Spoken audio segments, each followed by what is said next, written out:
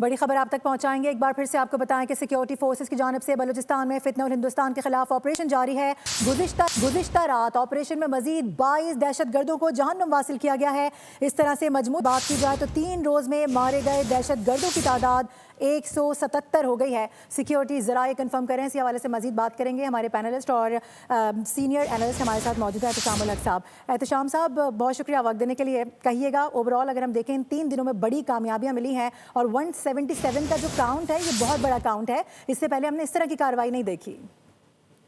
دیکھیں معروف، آپ یہ سن کے میں بہت حیران ہوں گی. مجھے جو سب سے زیادہ اہم لگی بات، دیکھیں دہشت گردی کی جو جنگ ہم برسوں سے لڑ رہے ہیں اور یہ کامیابی جس طریقے سے 11 شہروں پہ بلوچستان کے حملہ کیا گیا، جس طریقے سے ان دہشت گردوں کا صفایا کیا گیا، میرا خیال ہے اس سے زیادہ اہم بات جو مجھے لگی کہ جو این بلاک ان کی کنڈمنیشن پوری دنیا کی طرف سے آئی ہے نا، وہ بہت اہم ہے.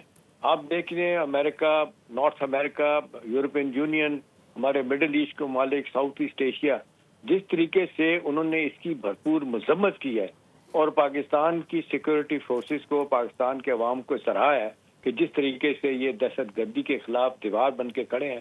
میرا خیال ہے معروف اس کی بہت اہمیت ہے. آپ نے دیکھا وائس میڈیا مغرب کا، ہندوستان کا، تو ہم نے دیکھا ہمیشہ اس طرح کی خبریں بہت کم دنیا میں گئی ہیں. لیکن اب دیکھ لیں کہ پاکستان کا جو ایک وقت بہت بڑا آپ دیکھ لیں سفارتی طور پہ امیج بنا ہوا ہے، دہشت گرد اس کو بھی خراب کرنا چاہتے ہیں. لیکن اس کے ساتھ ساتھ ہم دیکھ رہے ہیں کہ جو پاکستان کو کرنے کی ضرورت ہے، سب بڑی بات ہوتی ہے کہ یہ تو کامیابی ہوگی، اب نیشنل ایکشن پلان پہ جو عمل نہیں ہو رہا، کچھ چیزیں رہ گئی ہیں، اس پہ عمل کیا جائے. اور یہ جو کہا جاتا ہے محرومی ہے، غربت ہے، ناراضگی ہے لوگوں کی، یہ بھی میرا خیال ہے. اس طرح مجھے یاد آ رہا ہے کہ جب زرداری صاحب پہلی دفعہ صدر بنے تھے، بلوچستان گئے تھے، انہوں نے بلوچوں سے معافی بھی مانگی تھی.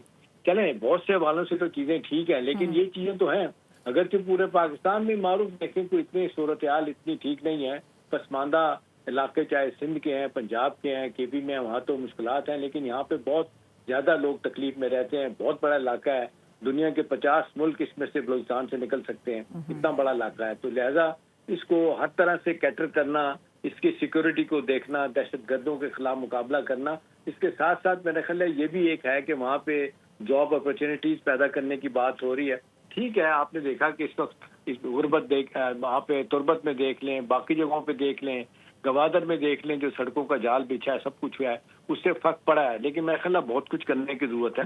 لیکن بہرحال اب تو میرا خیال ہے جو اب جس طریقے سے ایک ہمیں چیلنج کا سامنا ہے معروف پاکستانیوں کو، وہ یہی ہے کہ ہم نے کس طرح دہشت گردی کے خلاف مؤثر حکمت عملی بنا کے صوبوں اور مرکز کا کوآرڈینیشن لے کے چلنا ہے.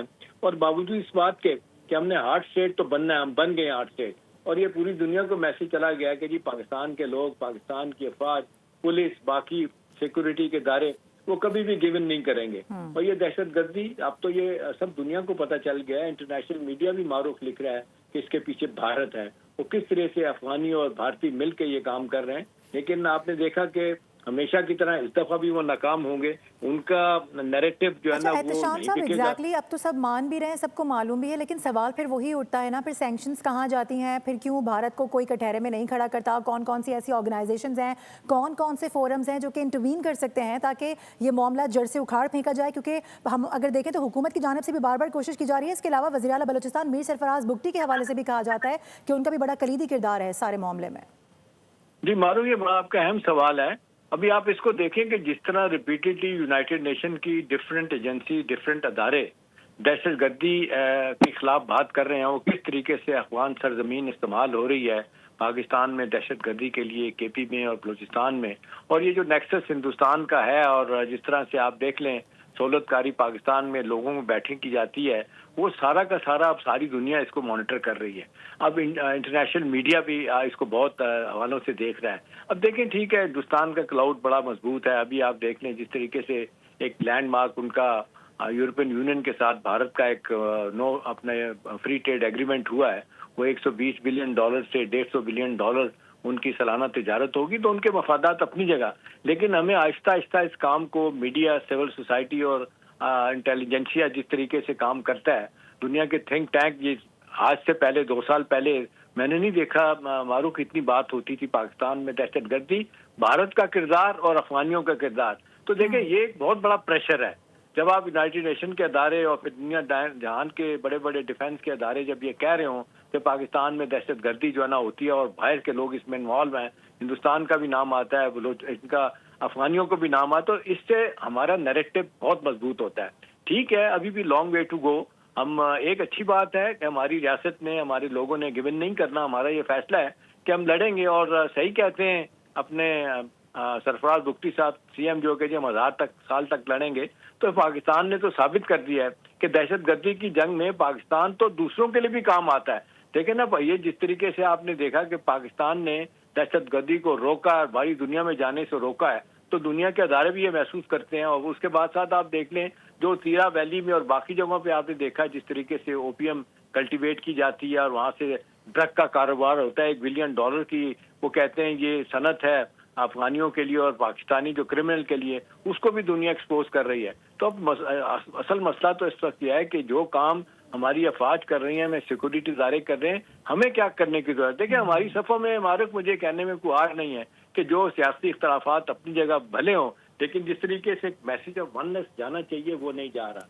लोग इसका फायदा भी एहतशाम उठाते साहब हैं। साथ ही रहेगा। ब्रिगेडियर रिटायर्ड हारिस नवाज़े में हमें ज्वाइन किया, उनसे बात करेंगे।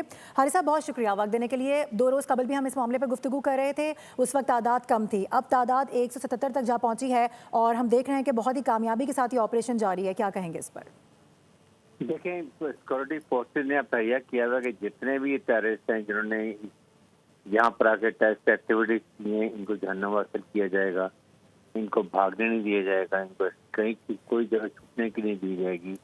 और इसीलिए ये प्रॉपर तरीके से ऑपरेशन की इंटेलिजेंस बेस्ड ऑपरेशन हो रहा है। इसमें आपके ड्रोन भी हिस्सा ले रहे हैं, हेलीकॉप्टर भी हिस्सा ले रहे हैं, ताकि जहाँ भी ये छुपने की कोशिश करें, चाहे वो सिविल आबादी में जा रहे हैं या किसी हाइडआउट्स में जा रहे हैं, तमाम जगह लोकेट करके इनको चुन चुन के मारा जा रहा है, ताकि आइंदा किसी टेररिस्ट की ऐसी जरूरत ना हो कि इस तरह की कार्रवाई कर सकें।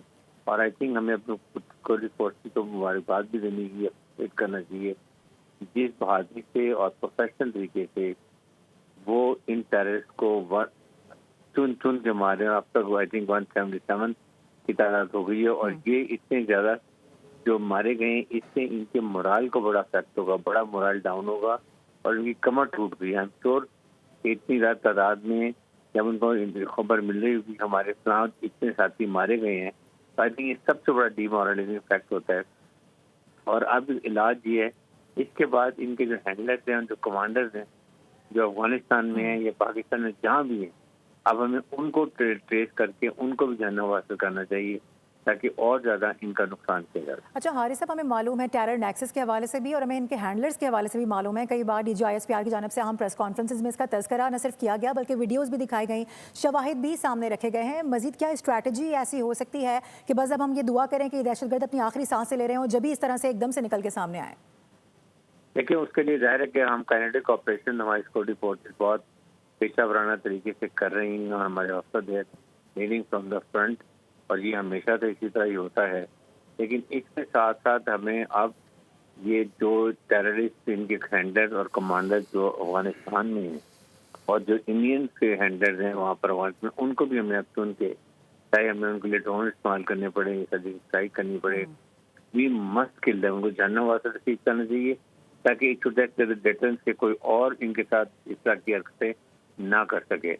और साथ हमें अपने हमसाया ममालिक हैं, ईरान है, चाइना है, फिर उसके बाद में सऊदी अरब है, कतर है, तुर्की, इनको कॉन्फ्रेंस में लेना चाहिए, उनको बता देना चाहिए कि what India is doing in अपनी पॉलिसी को यूज करते हुए, और अब हम फाइनली क्या ऑपरेशन किस तरीके से करेंगे कि इनको सबको जहन्नुम हासिल रिसीव करें और मुल्क को दहशतगर्दी से क्लियर किया जाए। ठीक है, काइनेटिक ऑपरेशंस भी जारी हैं, इसमें हम कामयाबियां भी मिल रही हैं और बहुत जल्द इस पर काबू पाएंगे। हमारे साथ मौजूद थे ब्रिगेडियर रिटायर्ड हारिस नवाज़ साहब, बहुत शुक्रिया इसके अलावा एहतशाम उल हक, आपका भी बहुत शुक्रिया फॉर ज्वाइनिंग अस।